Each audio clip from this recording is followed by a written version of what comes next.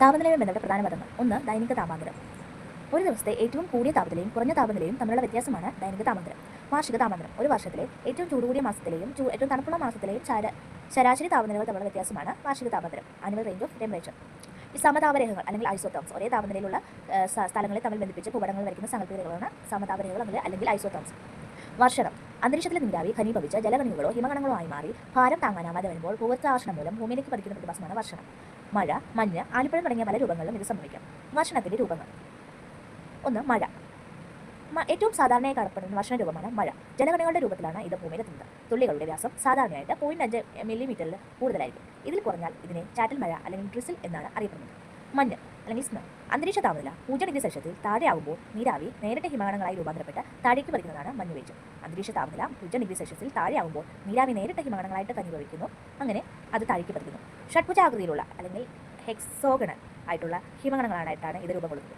പ്രധാനമായിട്ടും ശൈത്യ മേഖലകളിലും ഉയർന്ന പർവ്വത പ്രദേശങ്ങളുമായിട്ട് ആണ് ഇത് സാധാരണയായിട്ട് കാണുന്നത്. ആലിപ്പഴം. ശക്തമായ ഇടമേലലോടുകൂടിയ മഴ നൽകുന്ന ക്യുമുലോനിംബസ് മേഘങ്ങളാണ് ഇത് രൂപം കൊള്ളുന്നത്. ആലിപ്പഴം രൂപം കൊള്ളുന്നത് ക്യുമുലോനിംബസ് മേഘങ്ങളാണ്. അവയുടെ പ്രത്യേകത എന്താണ്? ശക്തമായ ഇടിമിന്നലോടുകൂടിയ മഴ നൽകുന്നതാണ് ക്യുമുലോനിംബസ്. അപ്പോൾ ക്യുമുലോനിംബസിൽ ശക്തമായ മേഘങ്ങളിൽ ശക്തമായ വായുപ്രവാഹം മഴത്തുള്ളികളെ പലതവണ മുകളിലേക്ക് താഴേക്ക് കൊണ്ടുപോകുന്നു. ശക്തമായ വായുപ്രവാഹം ഉണ്ടാകുന്നു, പലതവണ മഴ മുകളിലേക്ക് താഴേക്ക് കൊണ്ടുപോകുന്നു. ഓരോ തവണ മുകളിലേക്ക് പോകുന്നതോറും പുതിയ ഹിമപാളികൾ ഇതിന് മുകളിൽ രൂപം കൊള്ളുകയും ഭാരം കൂടി താഴേക്ക് പതിക്കുകയും ചെയ്യുന്നു. അപ്പോൾ അതിനാണ് ആലിപ്പഴം എന്ന് പറയുന്നത്. അപ്പം ശക്തമായ വായുപ്രവാഹം മഴത്തുള്ളികളെ പലതവണ മുകളിലേക്ക് താഴേക്ക് കൊണ്ടുപോകുന്നു. ഓരോ തവണ മുകളിലേക്ക് പോകുന്നതോറും ഹിമപാളികൾ ഇതിന് മുകളിൽ രൂപം കൊള്ളുകയും ഭാരം കൂടി താഴേക്ക് പതിക്കുകയും ചെയ്യുന്നു. ഇത് പലപ്പോഴും കൃഷിനാശത്തിന് കാരണമാകുന്നുണ്ട്.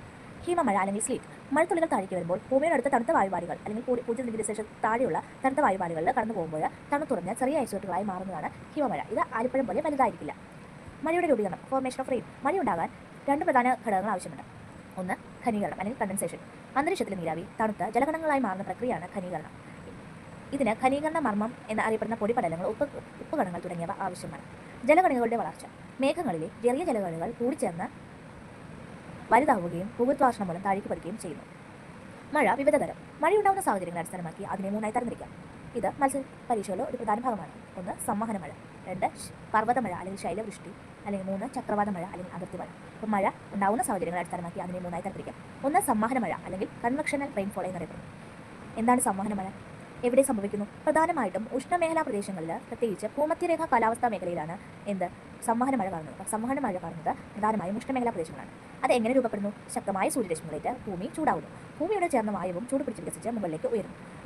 അപ്പോൾ ഇതിനെ സംവഹന പ്രവാഹം എന്നാണ് അറിയപ്പെടുന്നത്. ഉയരങ്ങളിലെത്തുമ്പോൾ ഈ വായു തണുക്കുകയും നീരാവി ഘനീഭവിച്ച് ക്യുമുലോനിംബസ് മേഘങ്ങൾ രൂപപ്പെടുകയും ചെയ്യുന്നു. ഇത് ശക്തമായ ഇടിമിന്നലോട് കൂടിയ മഴയ്ക്ക് കാരണമാകുന്നു. അപ്പോൾ സംവഹന മഴ പ്രത്യേകിച്ചും ഉഷ്ണമേഖലകളാണ് കാണപ്പെടുന്നത്.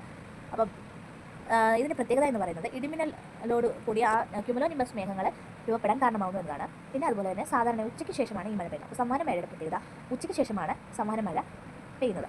അതായത് 4 മണി മഴ എന്നും ഇതിന് അറിയപ്പെടുന്നുണ്ട്. ശൈലാവൃഷ്ടി അല്ലെങ്കിൽ പർവ്വതവൃഷ്ടി. നീരാവി നിറഞ്ഞ കാറ്റ് പർവ്വതത്തിൻ്റെ ഉയർന്ന ഭൂപ്രദേശത്തിൻ്റെ മുകളിലൂടെ സഞ്ചരിക്കാൻ നിർബന്ധനാകുന്നു.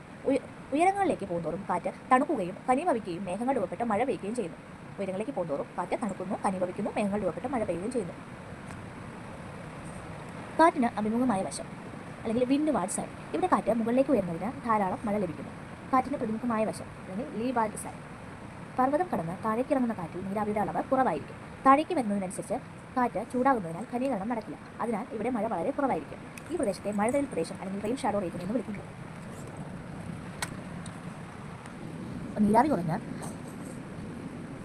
താഴേക്ക് ഇറങ്ങുന്ന നീരാവി കുറഞ്ഞ കാറ്റ് ചൂടാവുന്നതുകൊണ്ട് ഘനീകരണം നടക്കാത്തതുകൊണ്ടും അവിടെ മഴ കുറവായിരിക്കും. അതുകൊണ്ടാണ് അത് മഴനിഴൽ പ്രദേശം എന്ന് പറയുന്നത്. ഇന്ത്യയിലെ പശ്ചിമഘട്ടത്തിലെ പടിഞ്ഞാറൻ ചെരുവുകളിൽ ധാരാളം മഴ ലഭിക്കുമ്പോൾ കിഴക്കൻ ചെരുവുകളിലായ തമിഴ്നാട്ടിലെയും കർണാടകത്തിലെയും ചില ഭാഗങ്ങളിൽ മഴ ലഭിക്കുന്നില്ല. അപ്പോൾ അവ മഴനിഴൽ പ്രദേശങ്ങളാണ്.